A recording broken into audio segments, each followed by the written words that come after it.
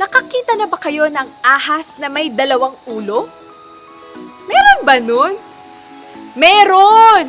Dito ko kaya napanood yun sa Amazing Earth. Eto resibo. Ordinaryo na lang sa atin ang makakita ng ahas o sawa. Nasa syudad man tayo o nasa probinsya. Yung iba nga, nagpapamasahe pa sa mga dambuhalang reptilya. Pero aminin nyo, nauuna ang takot kapag nakaka-encounter tayo ng mga ganitong nilalang.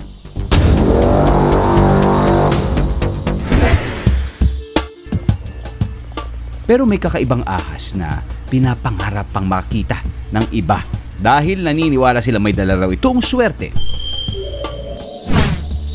Ang two-headed snake, ahas na may dalawang ulo sa iisang katawan.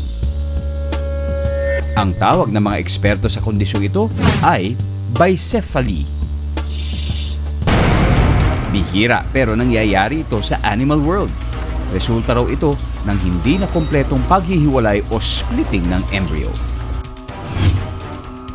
Sa ilang sibilisasyon, ang double-headed snake ay sumisimbolo sa rebirth o muling pagsilang.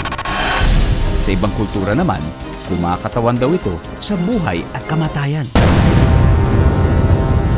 Ngayon, nauuso na rin ang pagbebenta maging sa online ng mga bracelet na merong dalawang ulo ng ahas o serpent.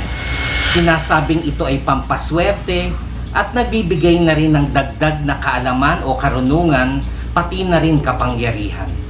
Nanggaling ito sa mga Chino, isang simbolo ng kapangyarihan ng emperor ng China.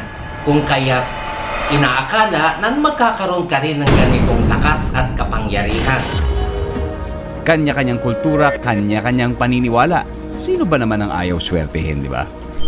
Hindi natin sigurado kung may good luck ngang dala ang two-headed snake. Pero sabi nga, wala namang masama at wala rin namang mawawala kung tayo ay maniniwala. Marami po kaming exclusive content para sa inyo. Just visit gmainetwork.com/entertainment at i-follow kami sa aming official Facebook, Instagram, X, TikTok at YouTube accounts.